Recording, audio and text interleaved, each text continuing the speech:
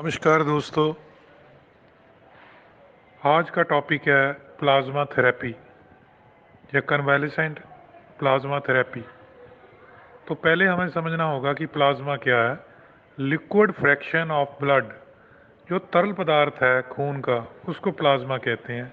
Basically blood में gaseous, carbon dioxide, oxygen, ठोस पदार्थ, चाहे वो माइक्रोस्कोपिक हैं, सूक्ष्मदर्शी हैं, RBC, WBC, plasma proteins, clotting factors, amino acids, चाहे वो कितने भी सूक्ष्म हैं, ठोस होते हैं, लिक्विड तरल पदार्थ होता है और गैसियस पदार्थ होता है। जो तरल पदार्थ है ये माना जाता है कि लगभग लगभग अप्रॉक्सीमेट 55% होता है, उसको प्लाज्मा बोलते हैं।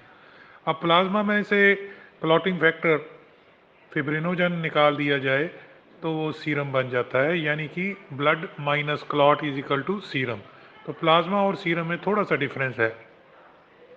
प्लाज्मा येलोइश ब्राउन होती है और ब्लड जो है बेसिकली रेडिश कलर का है, रेड ब्लड कॉर्पसेस में एचबी या हीमोग्लोबिन की वजह से।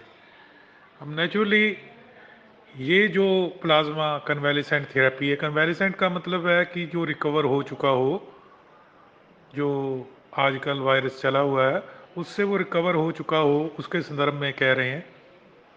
और उसका वो टेस्ट भी नेगेटिव हो चुका हो और ऑलमोस्ट 14 दिन के बाद उसमें एंटीबॉडीज़ जो बनती हैं एंटीजन के मुकाबले, उसका टाइटर काफ़ी ज़्यादा हो, कंसंट्रेटेड हो, तो वो बंदा डोनर बन सकता है। अब डोनर बनने में ये एक मुश्किल ज़रूर आती है कि उसको काउंसलिंग करनी पड़ेगी, उसको फ़ोन करना पड़ेगा घर में कि आप डोनर बन जाओ। उससे आप 2 या 3 आदमी की, जो कि सीरियस है, वेंटिलेटर पे जाने वाले हैं, उनकी ज़िंदगी बच सकती है। अब हर आदमी सोचता है कि मेरे को इसमें कमज़ोरी होगी, बहाना भी लगा सकता है कि मैं लॉकडाउन में हूँ या मेरे घर वाले इजाज़त नहीं देते। तो डोनर्स को ये चीज़ समझानी होगी, बिल्कुल वैसे ही जैसे ब्लड डोनेशन में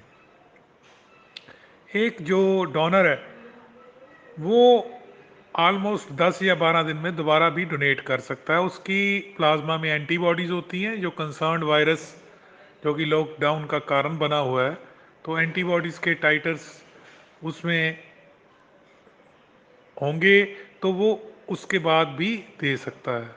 अब नेचुरली जो प्लाज्मा है वो एक प्रोसीजर के जरिए ब्लड में से अलग कर ली जाती है और एंटीबॉडी को कंसंट्रेट किया जाता है। दोस्तों, आईसीएमआर ने कुछ क्लिनिकल ट्रायल्स के लिए दिल्ली, लखनऊ और कुछ और स्टेट्स में परमिशन दी है, a few subject to condition, WHO के प्रोटोकॉल्स के मुताबिक।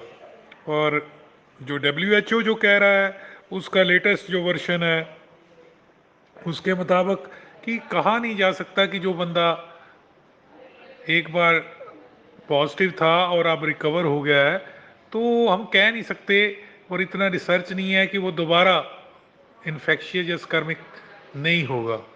तो उसमें वो प्लाज्मा थेरेपी वाली बात जो है थोड़ी सी कंट्रोवर्शियल और क्वेश्चनेबल और थ्रेटिकल बन के रह जाती है। तो दोस्तों, फिलहाल डोनर्स को बहुत ज़्यादा मोटिवेट करने की ज़रूरत है। दूसरा, अगर किसी में इन्फेक्शियस डिजीज़ है, हेपाटाइटिस सी या बी या एचआईवी या कोई प्री एग्जिस्टेंट प्रॉब्लम है ब्लड में, तो नेचुरली वो डोनर नहीं बन पाएगा। डोनर वॉलंटियर ही बनेगा, वॉलंटरली बनेगा, सब इच्छा से बनेगा। तो बाहरली कंट्री में इसमें प्लाज्मा थेरेपीज को पहले भी ईबोला में और MERS मिडल ईस्ट में रेस्पिरेटरी सिंड्रोम में भी ट्राई किया गया था और उसके अच्छे रिजल्ट मिले थे। तो क्लिनिकल ट्रायल्स में प्लाज्मा थेरेपी से क्या होता है कि हमारी बॉडी जो है वो किसी भी बैक्टीरिया या वायरस या पैथोजन, जिसको हम डिजीज़ कॉजिंग पार्टिकल कहते हैं, उसका बॉडी का कोई भी पार्ट हमारे शरीर में प्रवेश करता है तो एंटीजन का नाम लेता है। तो एंटीजन उसको कहा जाता है कि वो टेररिस्ट है, वो कुछ हमारे शरीर में गड़बड़ करने आया है।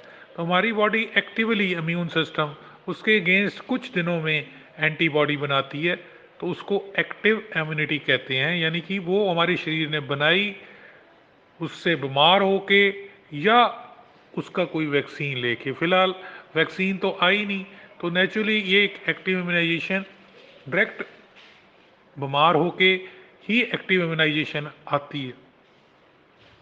अब जो लोग नेचुरली इस बीमारी से पीड़ित होके ठीक हो चुके हैं, उनके शरीर में से जब वो नेगेटिव आ जाते हैं, रिकवर हो जाते हैं 14 दिन के बाद, तो अगर उनका सब कुछ ठीक है तो फिर डॉक्टर जो है उनको काउंसलिंग के लिए पहले प्रेरित करता है, और उसके बाद उसके शरीर, अगर वो कंसेंट लेटर दे देते हैं और वो सारा कुछ ठीक रहता है, इवन उनकी ब्लड ग्रुपिंग भी चेक की जाती है।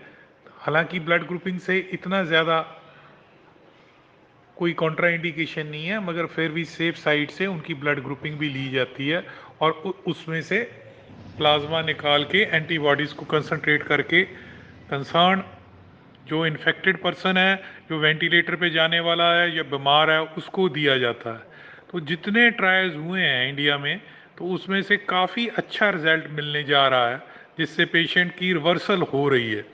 तो आने वाले टाइम में प्लाज्मा थेरेपी एक थेरेपी का मतलब है इलाज, और नेचुरली वो प्रोटोकॉल के मुताबिक होगी, ड्रग अथॉरिटी से भी वो अप्रूव होनी चाहिए, और उधर से ICMR से भी आपको NOC चाहिए उनकी गाइडलाइंस के मुताबिक, कि आप किस किस पे कर रहे हो और कहाँ कर रहे हो, और लेटर ऑन उसको बिगर स्केल पे करना है तो कैसे करना है।